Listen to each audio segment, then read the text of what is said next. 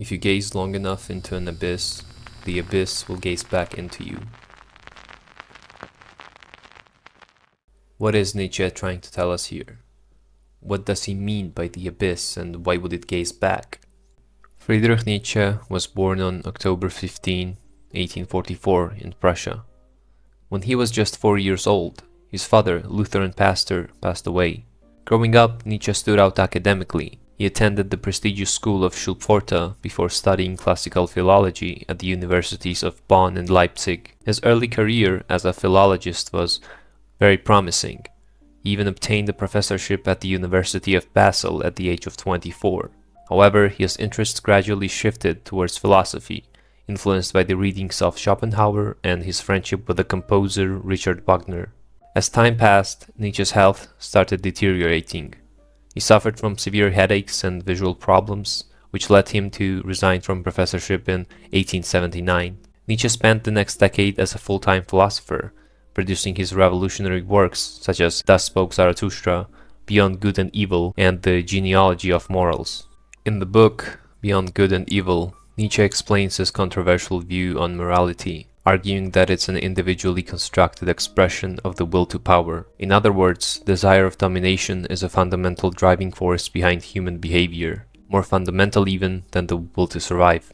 In Nietzsche's view, moral systems are intertwined with this very concept, crafted by the groups to maintain control or assert dominance over others. While other philosophers are trying to define what is good and what is evil, Friedrich Nietzsche completely disregards the very existence of the two. He argues that those are mere concepts created by powerful people that dominate others. Those powerful people define good by the characteristics that they possess, which inevitably conjures the concept of evil that consists of the opposite attributes. In Nietzsche's world, as long as the concept of winners exists, there will always be losers. He famously defines the relationship between them as master-slave morality, according to which masters value power, nobility, and assertiveness, while slaves value kindness, empathy, and submission. Logic behind this idea was that people who are dominated, they know what it feels like to be overpowered by the other side, which is why the so-called slaves reject values constructed by masters and attempt to slowly get their revenge by transforming societal values so that the highest good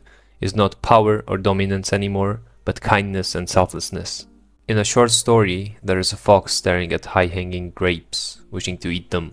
This fox tries to jump as high as it can. However, despite several attempts, fox is unable to reach them as they are too high. After realizing that getting those grapes is futile, the fox gives up and walks away. While leaving the scene defeated, it rationalizes its failure by saying to himself, those grapes are probably sour anyway. This story is often used to symbolize a point made by Nietzsche, that morality of slaves is destructive. Grapes in the story represent the fundamental human desire to power that, according to Nietzsche, every human has to a certain degree. By characterizing these grapes as sour, our protagonist is doomed to become resentful, still wanting the grapes but giving up on never being able to achieve them. Fox's inability to reach those grapes is a form of weakness, which instead of being acknowledged is rationalized by deeming them undesirable, while it is impossible to not desire them. As long as the fox doesn't accept the need for those grapes, it will suffer with the resentment towards those who have not lost their aspiration to greatness. So what kind of a person is worthy to be called moral?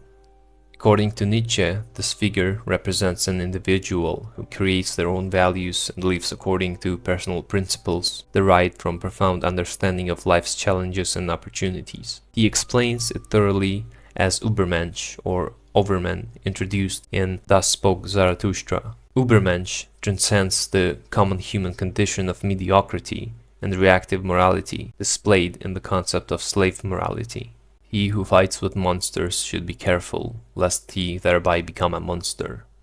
And if you gaze long enough into an abyss, the abyss will gaze back into you. Nietzsche, by this aphorism, expresses his view on humans becoming deeply involved or obsessed with negative influences one might be opposing.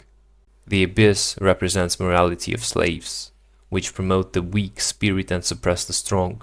Envy, hatred, and resentment is born with such morality, according to Nietzsche, which creates the concept of evil. Nietzsche believes that evil as a concept is dangerous because it hinders the very development of the human race. Thus, he suggests to think beyond good and evil.